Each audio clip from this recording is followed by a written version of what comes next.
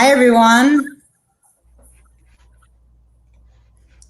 Hi, everyone. Thanks for tuning into Hop at Home tonight. I'm Samantha Lazar. I'm the curator of academic programming here at the Hop. Oh, my goodness. I see what happened here. What was I saying? I was saying welcome to the very first event in our In the Spirit series. Throughout this whole academic year with performances by queer and indigenous artists.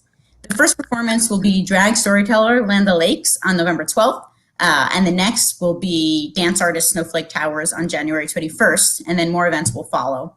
Tonight's roundtable discussion will help contextualize and give some common foundation for viewing the upcoming events.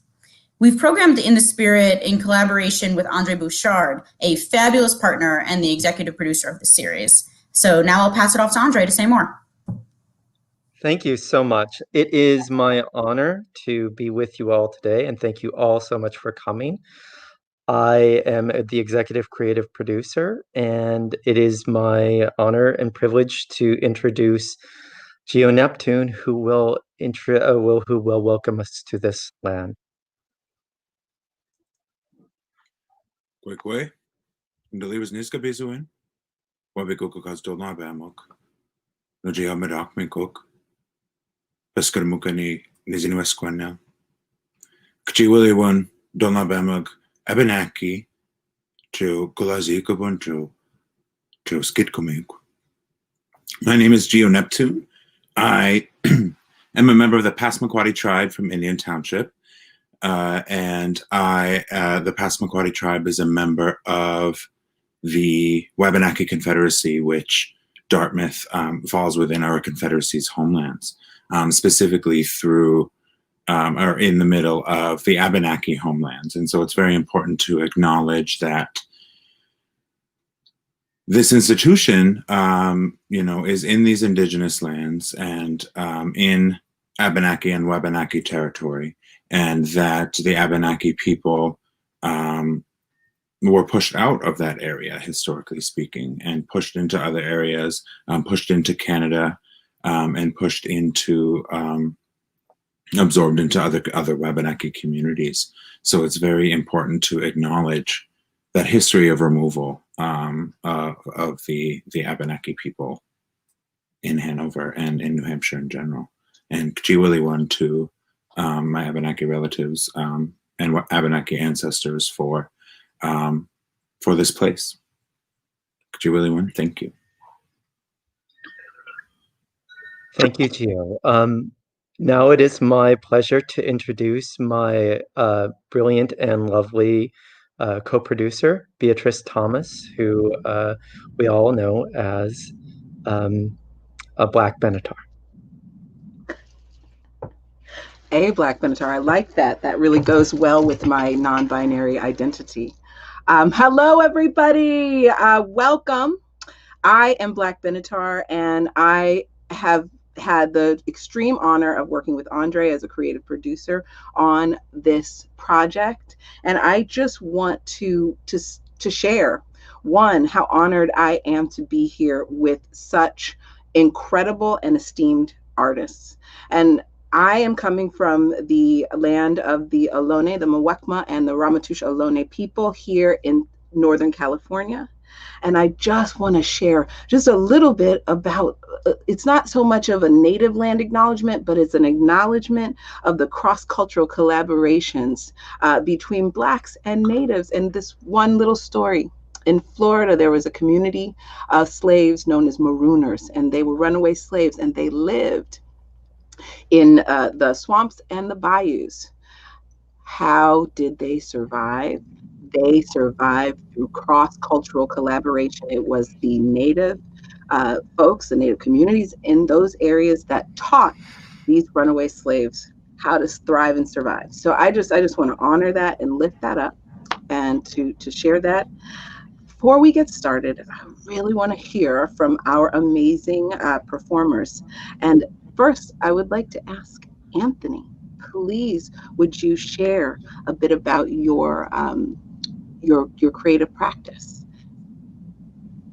Hello, Black Benatar. Thanks for calling on me. And also, I need to tell you, you look incredible. I, meanwhile, look like a bald baby wearing a Dixie cup. Which is my Take the drag night for off. this. Thank you. Yeah, so hi everyone, I'm Anthony Hudson / Carla Rossi. I am a member of the Confederated Tribes of Grand Ronde in Oregon. My family is also part of the Confederated Tribes of Siletz. And I'm currently on Crow land on a wonderful residency in the High Plains. So my work, I've been performing for about 10 years as Carla Rossi. She is the ghost of white privilege, and that's hilarious because white privilege will never die. Those are her words, not mine. There she is. You can see her giving a sham lecture at UNLV last year, back when touring was still a thing we could do. Carla, for me, is really one of my main artistic pursuits, in addition to being a writer, a filmmaker, a visual artist. She's how I perform. She's basically how I negotiate being a mixed race, indigenous, queer person, which is a lot of labels. I feel like all the labels that we get thrown at us, they're all different capitalist tools, little markers, that the idea is for us to all fit into one box, to be one easily marketed, easily sold product. I don't think I fit into any boxes really successfully. People walking down the street will look at me and they might see a white guy. For me, being someone who is half Native, half German, and gender confused and gay, I started performing as Carla as this literally white face painted ghoul, so that I could make other people as confused as I am about myself if they see her walking down the street. So she occupies this role as being just this sort of white, awful wannabe celebrity who goes around destroying Portland, Oregon when the feds aren't doing it. And she's kind of my way of also wearing the whiteness that I do have. My brothers live on the Warm Springs res in Oregon, and they are very dark. They have long black hair. They look completely different from me. They have a completely different life than I do. And I think about that every single day. So she's my way of wearing it, lampooning it, and trying to hold myself and Portland, the Pacific Northwest, and wherever I perform accountable. Amazing. We're just going to mix it up a little bit. I'm going to ask you, Anthony, to tell me who you want to hear from. Who would you like to hear to come off next? Ooh, the choice is mine. Well, let's just go right down through the Brady Bunch cubes here. Let's talk to Tony. Tony, please share. Shio, Dawoto, Tony Enos, Wajito Alike. Greetings. My name is Tony Enos. Many blessings from the Cherokee tribe. I am coming to you from Philadelphia, born, bred, and raised in Philadelphia. So the land of the Lenape people and the Susquehannocks and several tribes actually have moved through Pennsylvania and the Philadelphia area. It's an honor and a pleasure to be here with all of you tonight. Black Benatar, you look absolutely fabulous. So I'm a singer-songwriter, producer, musician, composer. Pop music for myself, predominantly. I like to stay under the pop genre. I'm also a two-spirit artist, and I feel that's important to pull that terminology in because I'm also an HIV positive pop recording artist. I've just been blessed, knock wood, you can find some real wood in here, to release my my fourth studio album entitled Positive. I was diagnosed with HIV in 2006, and I guess by 2020, I just got tired of carrying it. And I always knew the universe would bring it to me when it was time and when it was a good time and when it could be of the most service. And I just felt like this was it. This was the time. It wasn't doing anybody any good, least of all myself, my mental health, my spiritual health. So I think it's important for other two-spirit folks to see someone who is HIV positive and I hate to say not hiding, but walking in my truth. So, I'm walking in my truth and, kind of let the chips fall where they may. And if folks have a problem with it, well, that's a problem for them, isn't it? I do my best to walk in all of me and all of my truths. And I like to do that musically. Absolutely. Thank you. And who would you like to hear from? My beautiful Geo.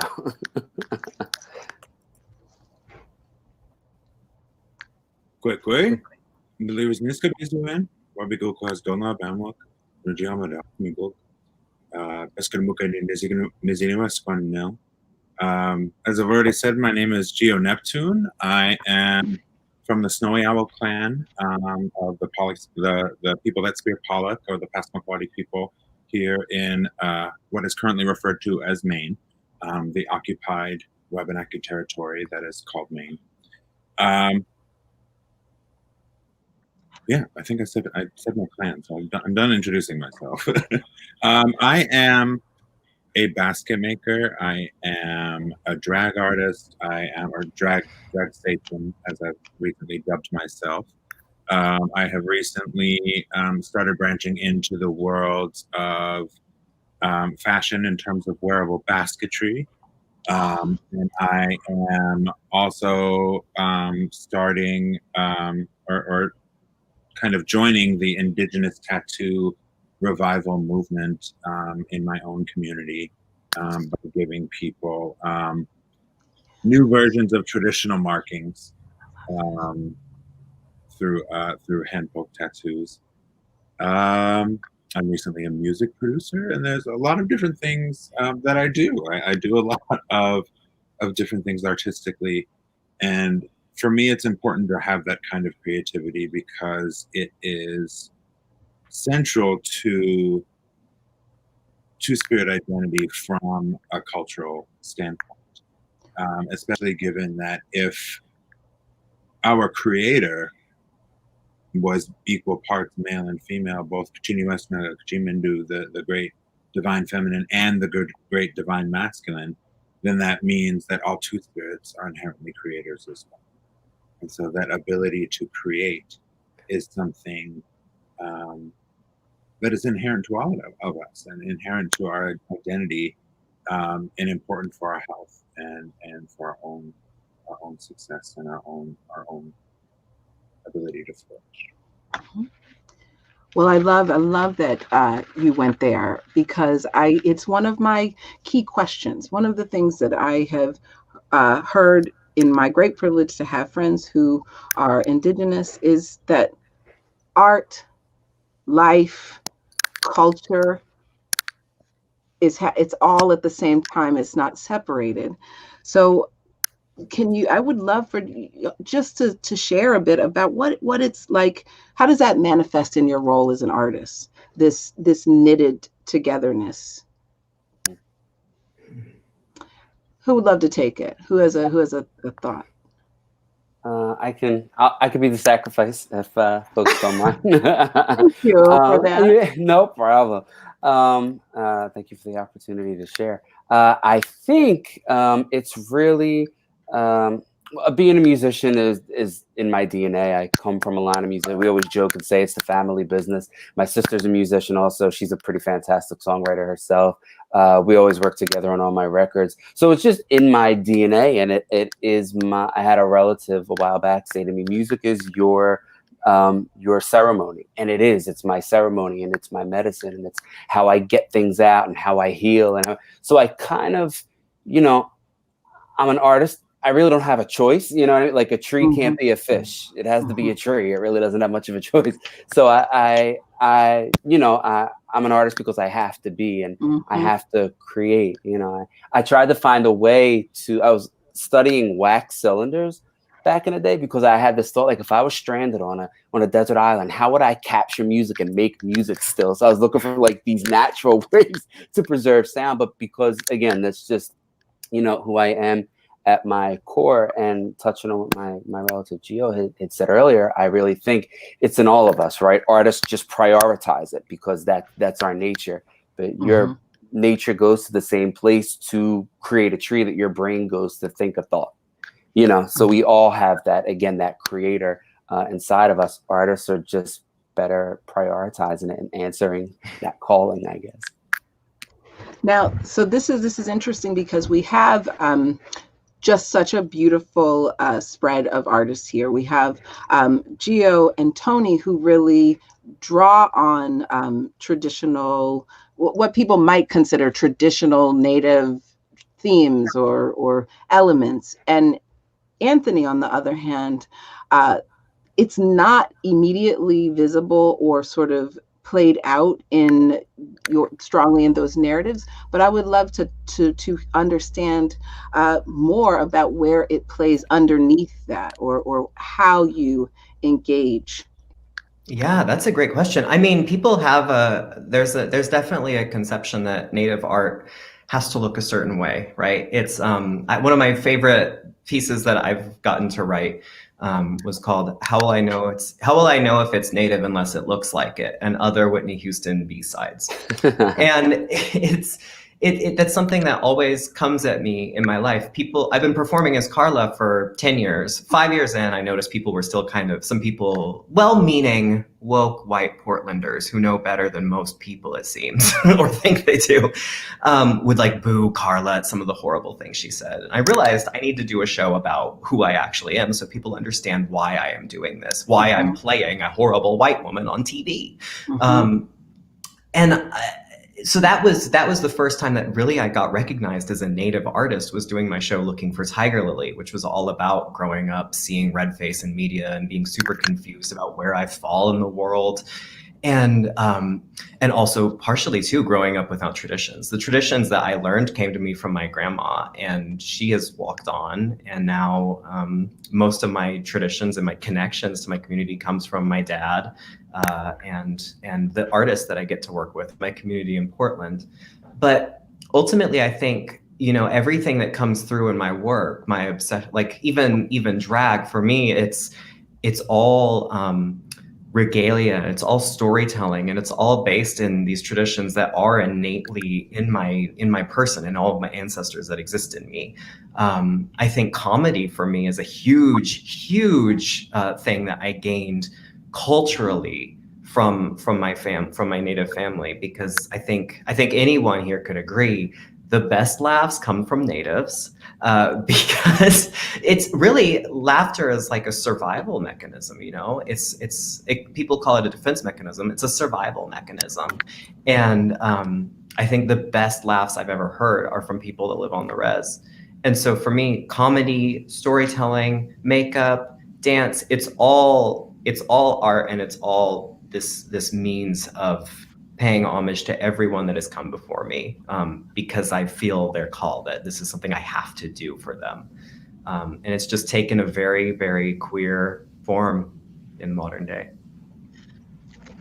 I mean, I have so many questions, in particular as queer artists, right? As queer artists, what is that like to knit these two identities together? And I think that I understand within Native culture, two-spirit it's very common, it's understood. But as you are out in the world, sharing your craft and your identity with non-Native communities, what are some of those challenges in terms of knitting these identities together for folks, or even realities? Did I see Geo? Okay.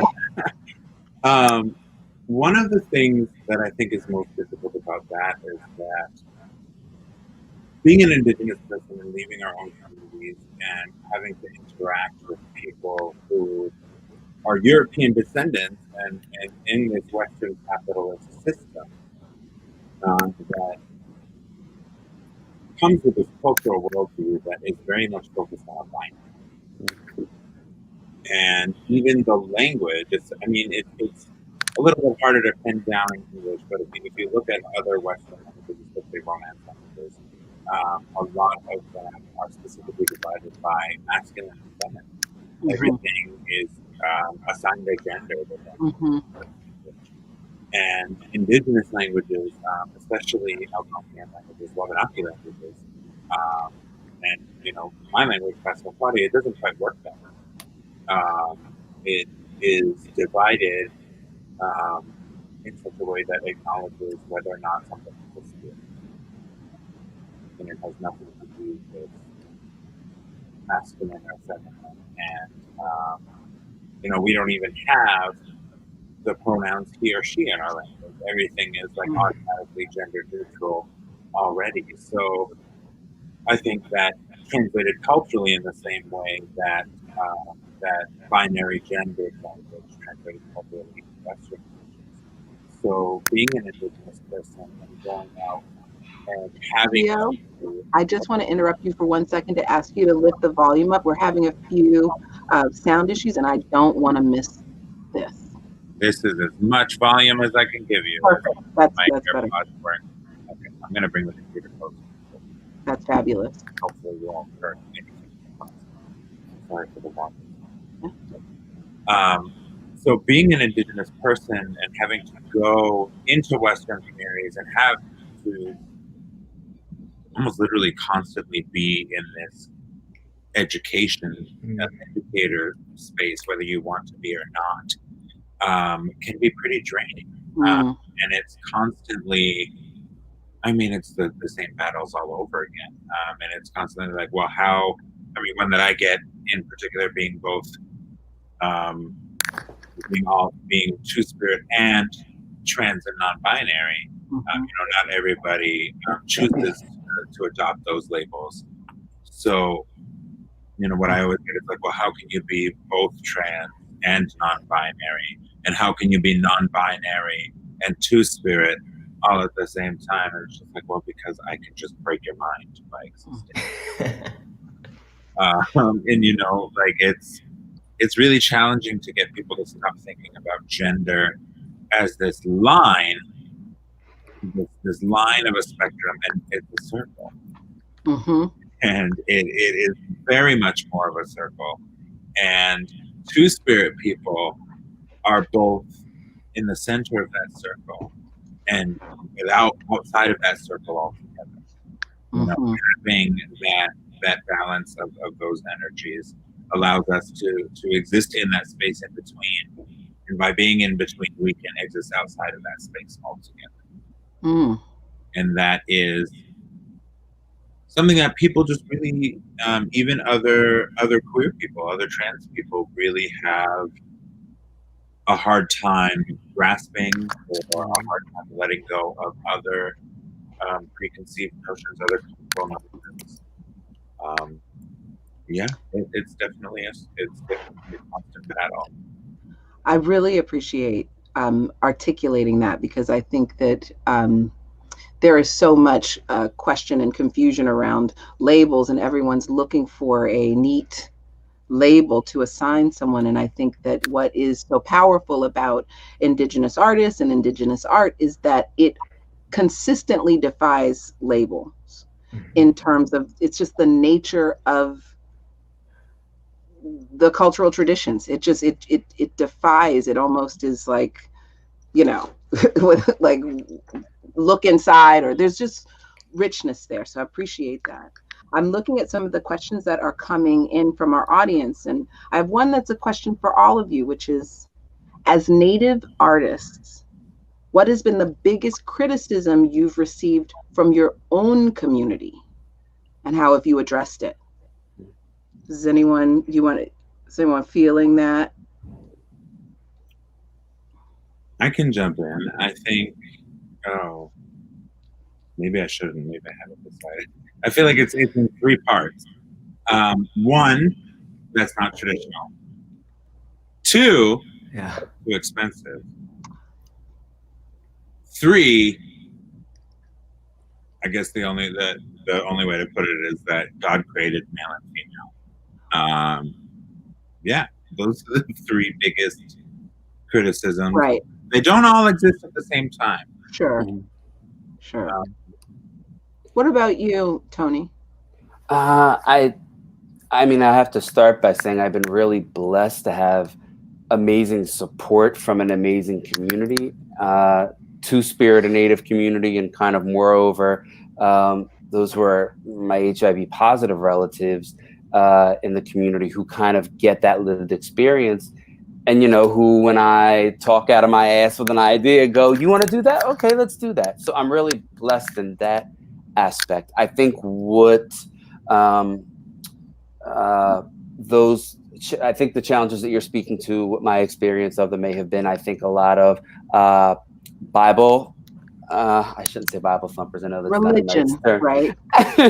But those who are intolerance, those who are have a very Christian colonized way of thinking, definitely, I'm an easy target for them. Because I rail against all of that ideology and anything that oppresses anyone or that oppresses the spirit. I'm just so dead set against it. I'm always going to rail against it.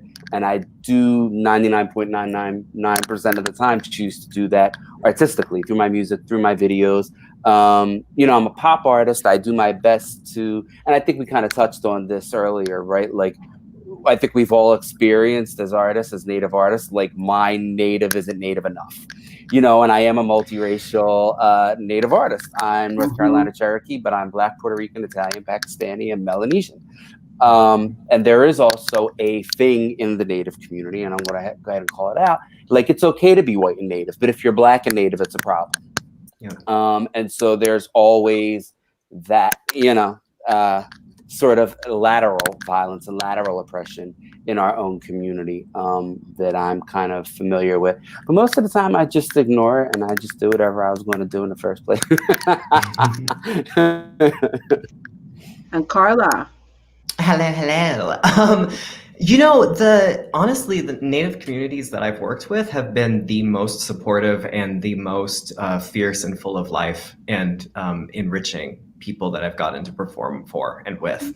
When I take Looking for Tiger really around and I'm touring it, the best audiences I've ever had are Native audiences. Getting to take it to Dartmouth to the Hop, like 2 years ago, we did 2 sold out shows back to back. The first show was primarily people from the white people from the Dartmouth community. The second show, I missed that. What was that, Geo? I'm so sorry I missed that. I just had to say that I'm so upset that I missed it. I didn't even think of it until now. We're never speaking again. No, I forgive you. I'll perform it in your yard. I'll come visit. But 6 feet apart. But the first show was mostly the white people. The second show was mostly the Native students at Dartmouth and the Native community. The first audience was very like, they do that thing a lot. And then the second audience, it was like deer in headlights. It takes a very like anthropological kind of like we're looking in a history museum watching the story about indigeneity and vulnerability. And that audience always says the same thing after. That was so brave. You're so brave. And I'm like, do they mean brave? Like, so there's that. But then the Native audience is like clapping and snapping and screaming, talking back. They understand that the show is a comedy. It's a comedy about trauma, but it's a show that you participate in and you laugh at because we only can do that to move forward and to begin to heal. So really my experiences with my own Native communities have been absolutely fantastic. And even just the support for my art career, I owe it entirely to Indigenous people and to my family. And this speaks to the disparate relationships to community across the country in different communities. So I have a question here, and this one is for Geo. Rue is one of our artists that we will be your work will be in conversation with each other. Rue is an installation artist and a performance artist, and really goes into colonized spaces and actively rewrites those spaces, whether it's through museum tours or other kind of interventions, which I feel is so, it resonates with the work that you are doing, Geo, in your sort of political realm. And you recently won an electoral position. And I imagine that this requires a fair amount of decolonizing spaces as well. How are you thinking about the election right now and the framework of decolonizing? I did not think in a million years that so many people would have such an interest in the Indian Township School Board. But I'm happy that it has caused such a stir, because maybe we can be able to use that to our advantage somehow. But yes, I was recently elected in my community to our school board, and what I didn't anticipate or think about, what I'm sure my community didn't even consider, is the fact that I am actually the first openly transgender elected official in the entire state of Maine.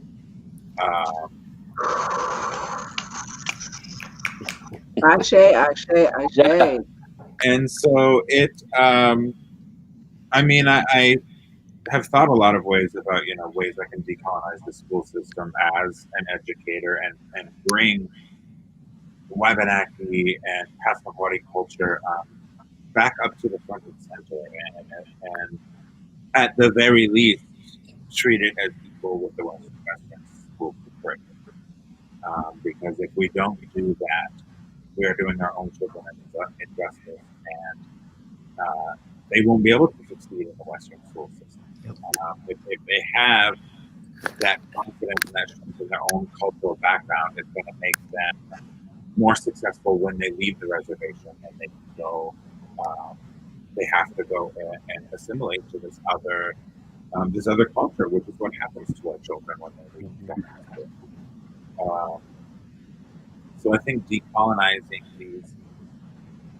these spaces. No.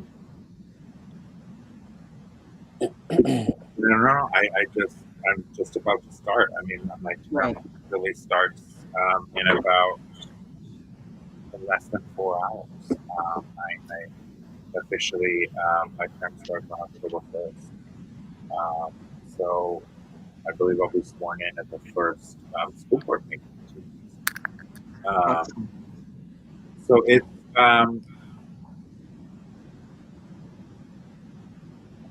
a whole experience so far. It's one that's got me fairly sleepless, especially because the quarters keep calling.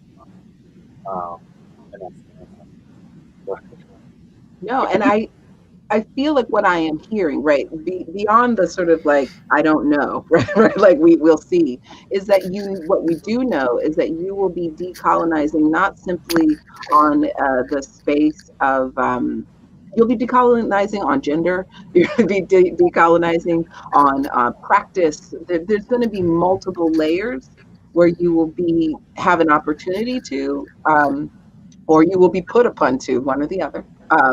And so I hear what you already understand you're walking into. And I think that, this is why it's Rue's work goes into these museums and rewrites the history in indigenizing. And I think that this is so much about bringing in and replacing perspectives. I wanted to talk, because this really connected me to the idea of legacy and language. And so, Tony, you are working with language, as is Stormy, who is one of our other Native artists, who is a practitioner of words and storytelling, and that carries meaning and legacy. And so I'm interested in how you utilize legacy and language in your work, and I can't wait to see to bring Stormy for you to meet and share. Stormy's amazing. I mean, as I was, kind of looking back over everybody's work, Stormy and Rue, that was one of the first things that came to me in looking at their work, was how important language is. And I think giving people language is really important. And so doing that through art, and then on the opposite end of that, learning through art is really an incredible experience. I think even as it pertains to youth, giving youth language, I think it's very important. I also have 14 years as a trauma-informed counselor and community educator. And I think, and it's not exclusive to youth, I think we all go through it. We're feeling people, and sometimes we get these feelings tumbling all over top of themselves. But I think especially youth, they're trying to cultivate that skill to go, oh, because of this, it makes me feel like this, to put like a name with a feeling, or to be aware of why a feeling is happening. And you need language in order to do that. You need to, youth who are anxious and who do experience anxiety, a lot of times they don't have the ability to say, I feel anxious right now. They're just sick to their stomach, or, you know how anxiety can present. It manifests in a lot of different ways. So I think giving people language, and moreover, giving youth language, and giving our youth the advantage of having language to express themselves is so important. And when you get to do that through art, you know, if it weren't for that, I mean, I don't know. I'd be even crazier than I am now if it weren't for art. But you know, to be able to do that through art, I think is it could be life saving. Oh, yeah. Mm-hmm. Yeah. Mm-hmm. So an advice question, and then I want to come back to you, Anthony. But what advice do you have for queer, two-spirit, indigenous youth and young adults that are living in indigenous communities that are not supportive? Speak from the gut. It does, you know what I mean? Like, big or small, it's all meaningful.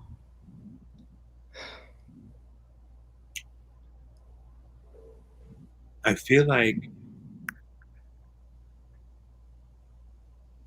I've felt like I was in this place before, I guess at an earlier part of my journey. And I guess that the piece of advice that I would offer is to look to your stories, to look to your own people's stories as much as you can, and to find those stories, and to learn them and to tell them, because I think that the more we are able to connect with our stories as Indigenous people, the more we can find our way back to our own creation and pick up all of these different things that we've lost on the way. And one of the things that we've lost on the way is two-spirit. So if you're feeling lost, I mean, you have to look back to your stories, because your stories will be that map to help you find your way. And that will inherently lead you back to your language, which is the other way to find that. That is please. Sorry. I think also encouraging youth to reach out for support. You know, we're here. We do have, you know, sometimes social media does its job and it can be used for good. So, you know, reach out for that support. You know, reach out, especially if you don't feel safe in your community physically. You know, there is a support network available. Reach out for support. And then I think long term, I think we can get really, okay, I'm just going to go ahead and say it. I love to teach youth early on to be careful of group or tribal consciousness. And not that it's a bad thing, it kind of is what you make it. But just because your tribe or your community may think or feel a certain way, if it doesn't bring you personally peace, then it's something you'll want to disregard. If it's something that oppresses your spirit, if it's something that makes you feel bad about yourself, how can that be good? No good can come from that. So being aware of group and tribal consciousness, I think you can't put a value on peace. Peace is everything. But I think sometimes to get to peace and healing, you have to get free first. You have to loose yourself of whatever that thing is, those chains are. And if it is your environment or your community, not saying that you have to leave forever, but long term, you know, a good long-term goal might be looking at getting free, of going somewhere where you feel supported and where you can be yourself and grow into the person you want to be, and then go back and tell them all something. You know, and teach. You know, I think a lot of us can identify with that, going back to our tribes, our tribal communities, and sort of sharing what we've learned, and you know, then it's not in vain. I agree. That's exactly why I teach kids too. And you know, it's all about. I think it is great for kids that have access to even one person in their lives that they can find who sees them and believes in them.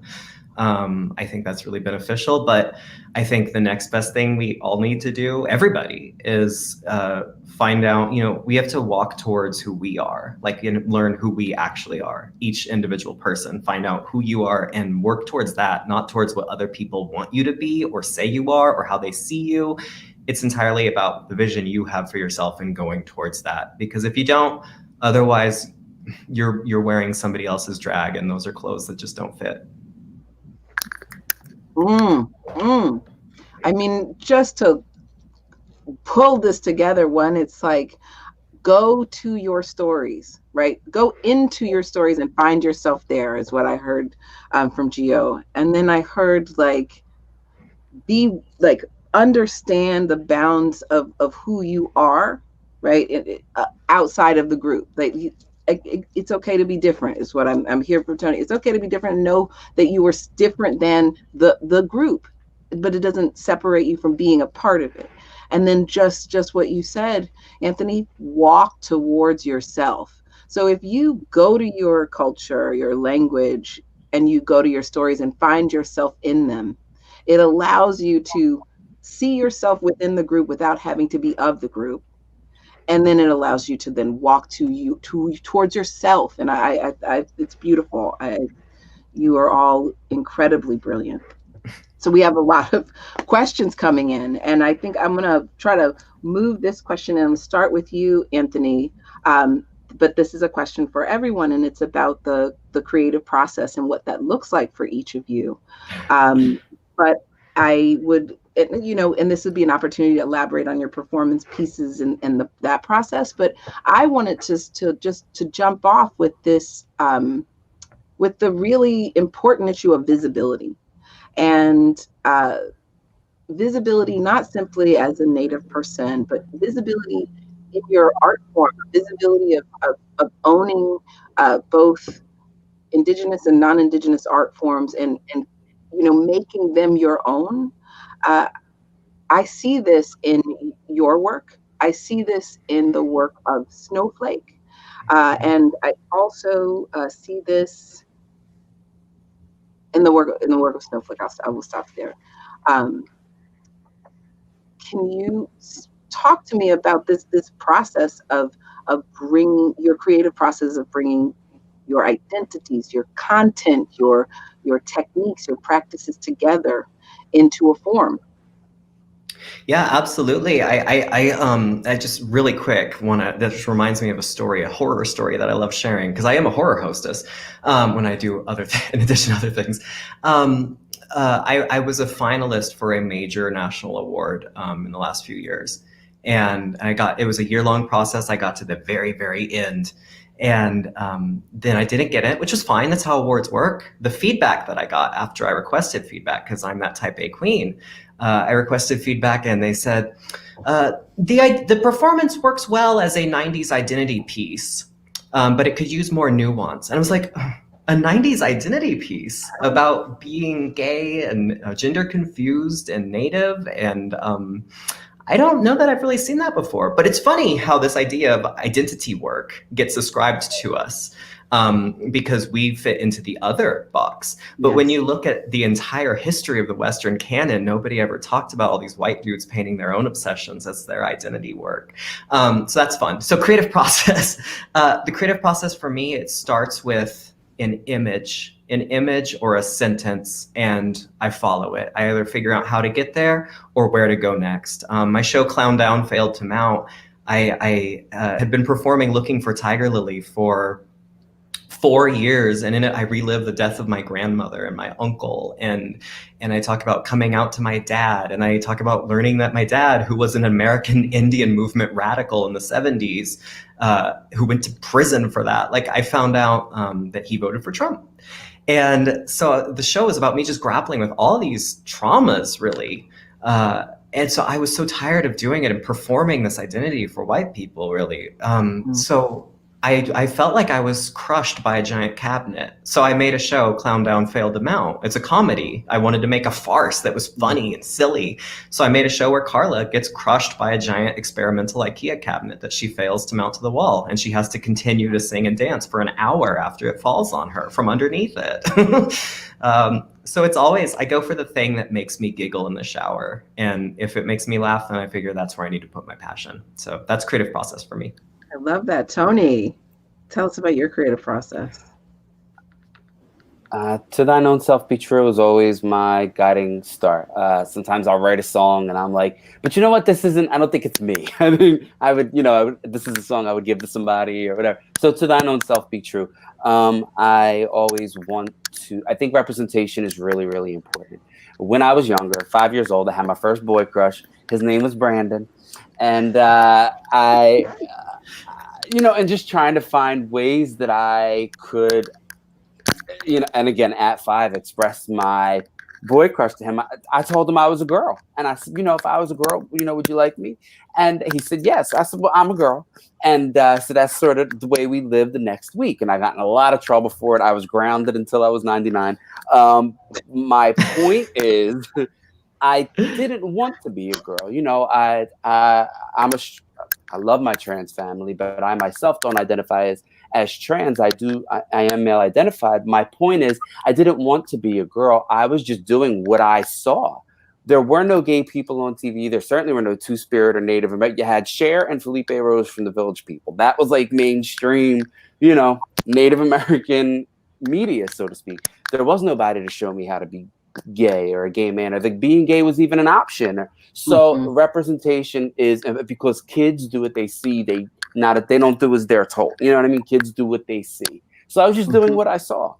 So I think representation is really important. So I'm really grateful to be an independent artist, because the political music that I've made, the socio-political music that I've made over the past 5 years, we'll say, would have never seen it. A record company would have sent it right back. So representation is important. And then I want to enjoy it. I think if I'm enjoying it, if I'm having a good time, I think that will, what's from the heart goes to the heart. So I think, an audience doesn't want to watch, if you're entertained by it, I think they'll be entertained. Yes. I want to probe you a little bit, Tony. I want to get a little bit inside of when you are writing a song or coming to the page or coming to the studio, or you need to access your maker. Like, what is that like? What are the conditions that you need in order to access that energy? Right. It's a gift. It really is. When I say it's a gift, I mean, it's like I'm gifted as, I'm just a channel. I'm just for somehow, some reason. I always felt like being a musician is like being able to see into another dimension, because you immediately, or at least I myself, I begin to think of chord structures, and I could see the composition in my mind, and it could happen anywhere. I have I'm a guitar player. I play enough piano to produce a record, but I'm a guitar player at heart. So I have my little piano app on my phone. Should it happen on the subway or, somewhere where I need to start choosing chords and pick a key and things like that. But I write a lot in the shower. In the morning, I'm inspired a lot in the morning. So I sit with my candles and give thanks for another day, and things just start coming. So it's just being a channel, being an open channel is most important. And just to the lesson I'm taking away is to pay attention to when the spirit is present. So yes. Like you're like, mornings are good for me, so now you have morning time. Exactly. Right. Showers are good. Yes. Maybe you take a lot of showers. I'm like a merman. And so thank you. I just wanted to probe a little. And so I'm really excited to probe here with Geo around your creative practice, because what you don't know is I'm a fiber artist.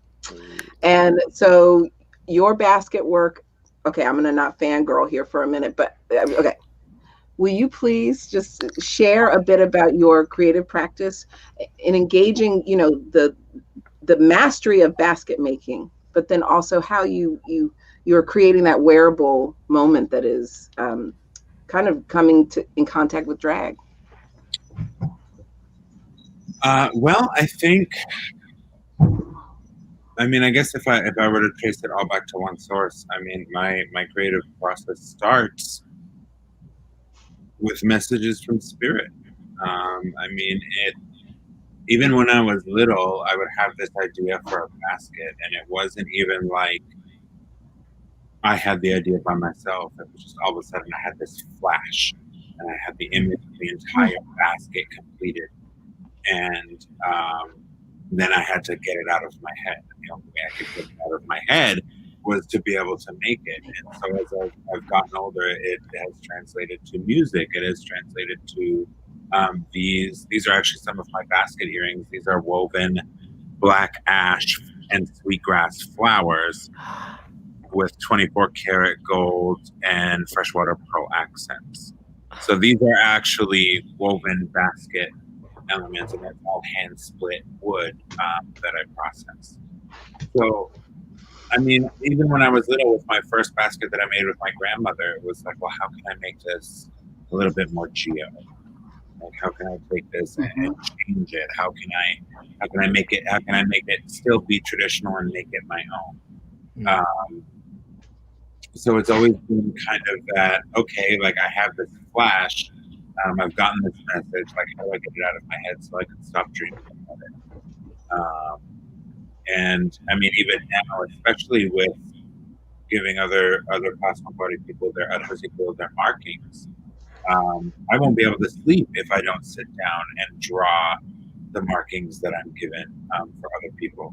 So even I've drawn markings for people that haven't even come to me yet to ask for their markings, just because the ancestors show them to me, and if I don't draw them, they keep flashing, and I keep seeing the design. So if I put them in the little notebook that's over on my couch right now, then I can stop for a little bit. It can quiet my brain. So all those things I think overlap, and I think my drag comes from watching RuPaul's Drag Race and desperately wanting to see a Native queen wear her culture on the runway, not just be on the show, not just have a non-Native queen do a Native costume that is, ripped buckskin and Victoria's Secret, and a plain headdress, because that is always how Native people are represented by non-Native people, and non-Native people are always praised for something so unoriginal. So I think that, wanting to wear these things in drag, wanting to make baskets that were both jewelry, I mean, it comes from having this idea and not seeing anybody else fulfill it. Compulsion is what keeps coming to mind when I think of each, and not in a bad way, in a wonderful way, but like it's that you have to do it. You have to respond to the image, you have to respond to the inspiration, you have to respond to the markings or the visions, and it's it's like I can't move forward. There's no moving forward today if I don't handle this. What is it Delia Dietz says in Beetlejuice? She says, if you don't let me gut this house and make it my own, I will go insane and I will take you with me. I live by that. Yeah, absolutely. That is this room for sure. So this is a question that's coming from Geo, but I think that there's going to be some overlap for each of you. As an Indigenous student, and this is at Dartmouth, but I think as an Indigenous student, insert place, how did you walk between the two worlds of Western education and institutions and your identity as a two-spirit Indigenous person? I think it was a very unique experience because I guess I would say I had discovered my two-spirit identity, but I hadn't claimed it for myself yet. I mean, much of my experience at Dartmouth was, that was where I really started to play with my gender and to explore that part of myself. That was where I did drag for the first time. My first time was at the Native American house on the Dartmouth campus, rolling into Midnight Madness, as we called it, a Halloween party. And I was a Catholic schoolgirl. And because I thought it was a great thing to play with as an Indigenous person who was, is a recovering Catholic. So I really started to play with these tools. It was the first time one of my friends, another Native person, leaned out the window and yelled, "You're so genderqueer!" And I was just like, "What? What does that mean?" Like, I have no idea what that means. So, I mean, I would say that Dartmouth really kind of gave me the tools to be who I am through exposure to other Indigenous people and to other people, because that wasn't something that I had specifically in my own community. I mean, obviously there's exposure to Indigenous people, but especially in high school, I was the only Indigenous student, and then I was one of the only queer students. So Dartmouth was the first place I went where I found not just one person like me, but so many other people that were like me. That was so wonderful. Right. And that's one of the power of these institutions, though they are rooted in colonization. They also provide access. Does anybody else have something they would like to add from your own experience? I'm so sorry. Could you reiterate just Absolutely. synopsis the question again? I'm sorry. Absolutely. And there are plenty of other questions. So really, but just as an Indigenous student in a non-Indigenous space or colonized space, how did you walk between the two worlds of Western education and your identity as a two-spirit person? What was that experience, if you have?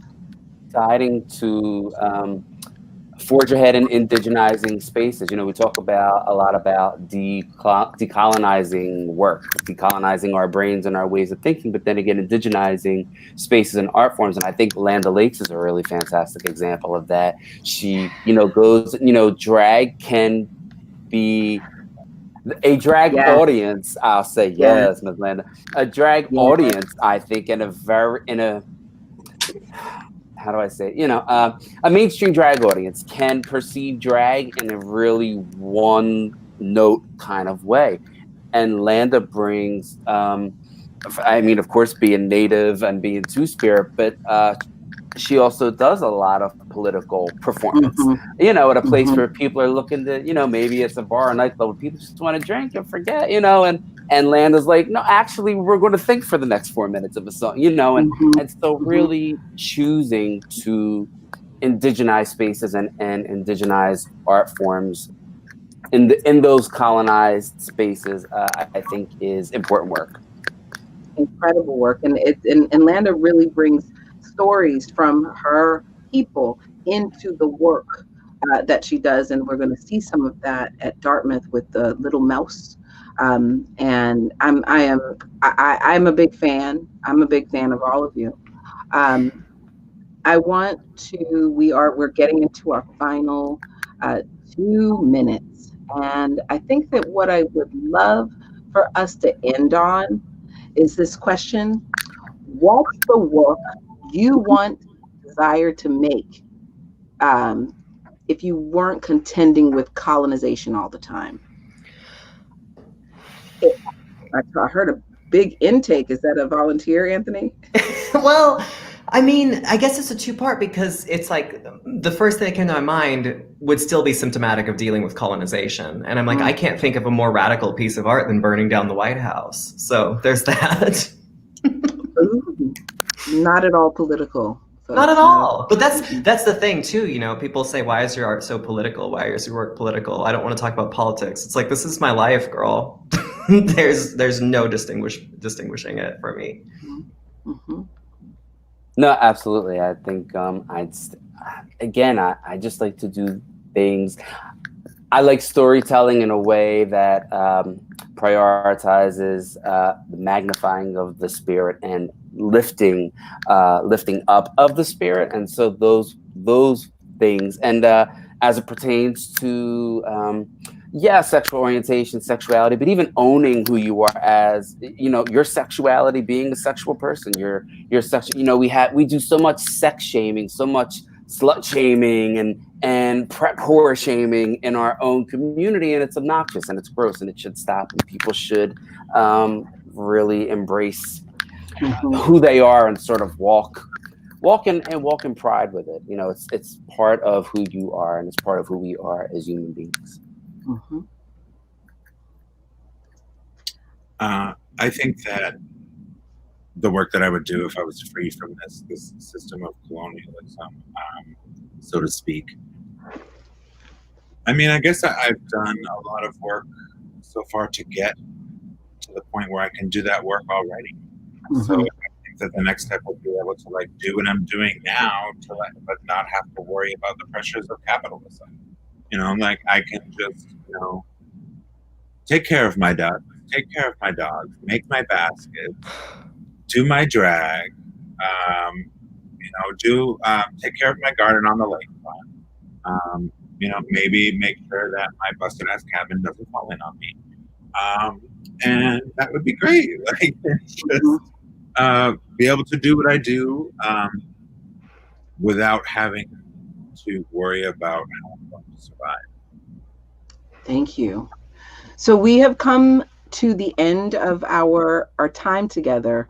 I want to make one correction, which is the digital version of the piece that Land O'Lakes will be doing is The Wisdom of Long Nails, which is a story. And I would like to turn, so one, thank you all. You are brilliant and you have graced us with your brilliance, and we should all be grateful and so lucky. So ashe, ashe. And I would love to ask Geo, our host on this land, to take us home.